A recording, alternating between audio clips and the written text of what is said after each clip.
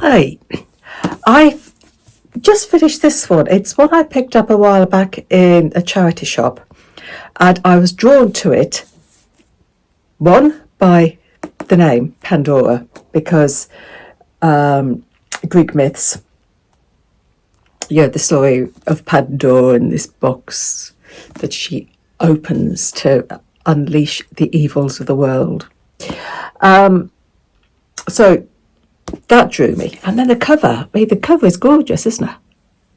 Absolutely gorgeous, with the keys and the magpie. So two things that drew me to it.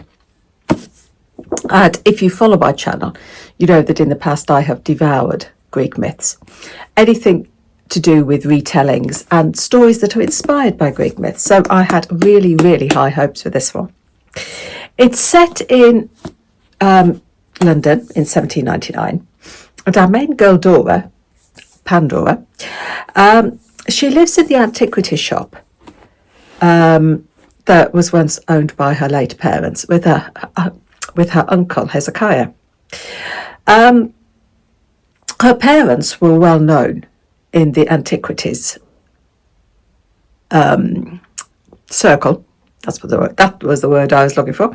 The antiquities circle, and their love was Greek, the Greek artifacts, Grecian artifacts. And when Dora was 8, 9, 12 years previously, they were killed when a dig they were on, the tunnel they were in, it collapsed. Her uncle inherited the family shop, and rather than carrying on the family tradition of genuine artifacts, he sells forgeries. He's a bit of a villain, is Uncle Hezekiah. And Dora, she longs to be a jewellery designer because she sees that this is a way of gaining her independence and getting away from her uncle.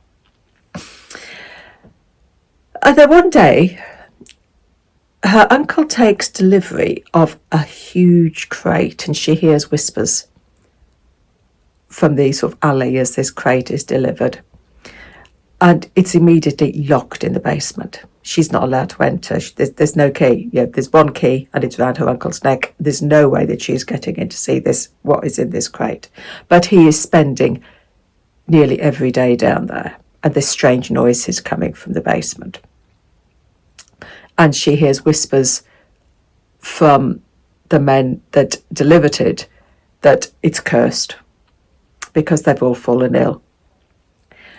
Her curiosity is piqued, and so she manages to get a copy of the key and go down to the basement, and there she finds this huge Greek vase, a pithos, in immaculate condition, and around it is engraved the myth of Pandora. She wants to find out more. She wants to find out where it came from, what its significance is. And so she enlists the help of Edward, a bookbinder, a young man. And he is someone who is drawn to antiquities. He longs to be a member of the Society of the Antiquaries. And together they make secret visits into the basement. There's the story of the curse, which her uncle discounts rubbish, even though he himself has sustained an injury. But Dora is determined to find out how this vase is connected to her parents. It is a good tale. We have sort of bits of historical fact in there as well. We meet Sir William Hamilton and Lady Hamilton, who lost a ship full of Greek artifacts. So you meet those. So there's sort of a little bit of historical bits in there. But it's a good tale. But I was disappointed because Pandora, I was wanting more about the myth. It was, we had the circle of the myth on it, on the vase, and a nod to it. But I was expecting, I had hopes that there would be more about the myth in there. So for me, although it's a good tale, and we have the villainous uncle, and Edward's best friend Cornelius, who's quite a nice character, I was left slightly disappointed because I wanted more of the Greek myth. I was hoping that there would be more of the myth woven into the story, and I didn't get that. But that is me. It is a good story. The characters are, Dora's feisty, Hezekiah's villainous. Jennifer Saint says weaves together ancient Greek myth with suspenseful mystery. I